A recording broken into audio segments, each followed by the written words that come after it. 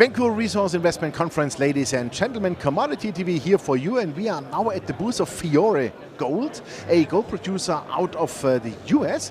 And with me here for the first time is Barry O Shea, the CFO of the company, who wants to give us an insight. Welcome, Barry. Thank you very much, Jochen. Yeah, thanks for taking the time. Interesting company. We just had a nice chat about it. Maybe you can give us a short overview. What's the company doing? Where are you based? Yes, of course. We're a Nevada-based producer. Our goal is to have US production and continue growth. We're really a story of internal execution. We've taken the Pan mine, which came out of bankruptcy. We've ramped it up to approximately 50,000 ounces annual run rate with a nice cash flow and a reasonable all-in sustaining cost.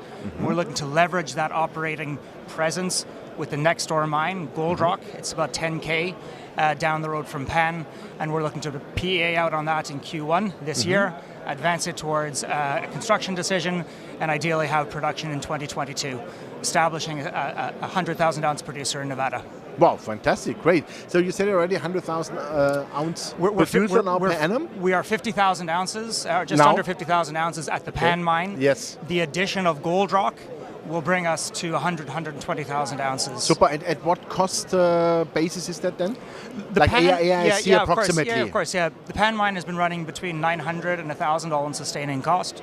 We do think when the two mines operate together, because they'll essentially be one mining camp, it can naturally bring the cost down as it shares infrastructure and shares broad management costs. Fantastic. So that means like, could you say maybe 900 is possible? We would hope when it's running as a consolidated entity that would be in the 900 all-in sustaining cost range. Fantastic. So at $1,500 gold, it sounds like a cash cow. It's certainly a robust cash. And what I would say about Pan is that it's a relatively small mine in that 45 to 50,000 ounce, but it's served as a fantastic cash cow for us. It's funded all of its own internal growth, and naturally it's paying for both drilling and studies at our Gold Rock mine. So we haven't had to dilute our shareholders for 2 years. Fantastic, super. Our shareholders, that's also a good question. How many shares are out? Who are major shareholders, and especially what has management? Yeah, of course. There's 97,000 shares outstanding. Management holds between 5 and 6. 97 million shares. 97 million shares outstanding. Management holds between 5 and 6%. Nice. On the last raise, the two lead investors were Kinross.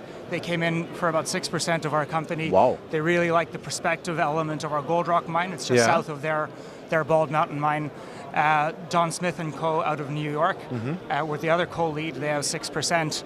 US Global Investors holds 2%.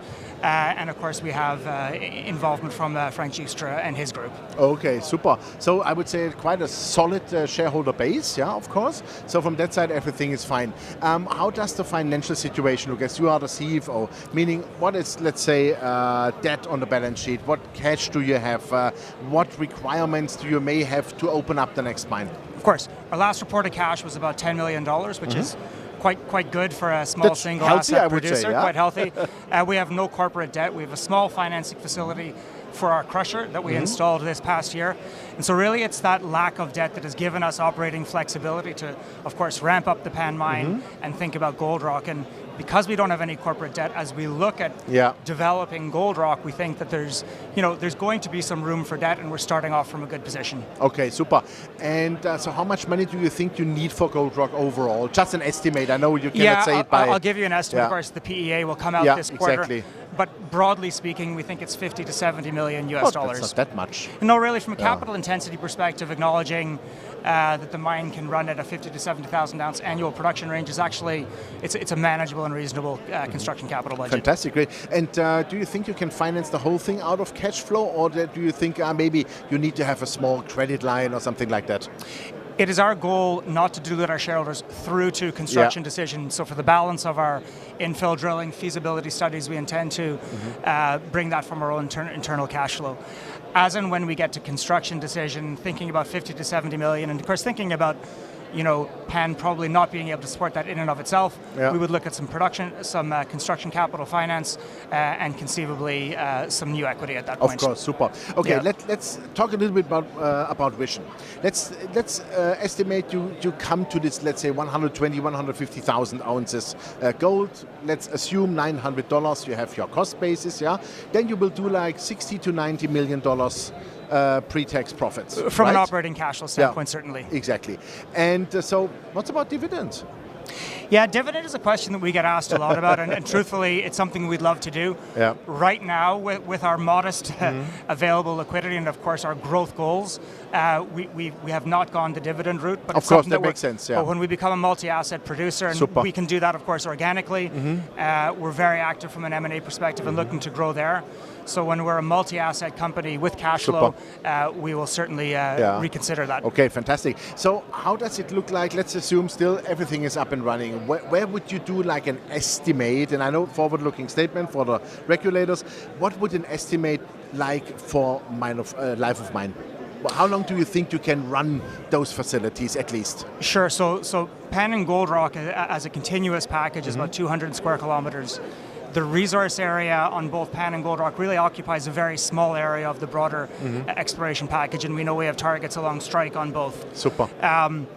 Pan's mine life is just under 4 years now, but we continue to, with exploration success to add there, and we'll hope for the same at Gold Rock. So really, truthfully, we hope to be mining there a long time. So we are in good shape for the next, let's say, minimum 10 years. We'll certainly do our very best. I said that. We'll do our best. Super. Perfect. Well, Barry, thank you very much. That was a great insight into your company.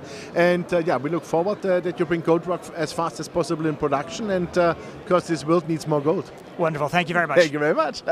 Ladies and gentlemen, it was Barry O Shea, the CFO of Fiore Gold. And you heard it. Lovely gold producer out of Nevada, out of the US, and really growing the second mine. They are now starting to, let's say, start to build, to get the things organized here to go into construction, and the goal is to be 150,000 ounces a year at a cost basis. I would call it approximately $900. Maybe they can do it a bit better. But if you think about $1,500 gold, then we talk about at least a margin of $600 per ounce. Lovely for a company which has today no debt, maybe a little bit of debt when the Gold Rock is working. So I suggest check it out. Thanks for watching us, and bye-bye from Vancouver.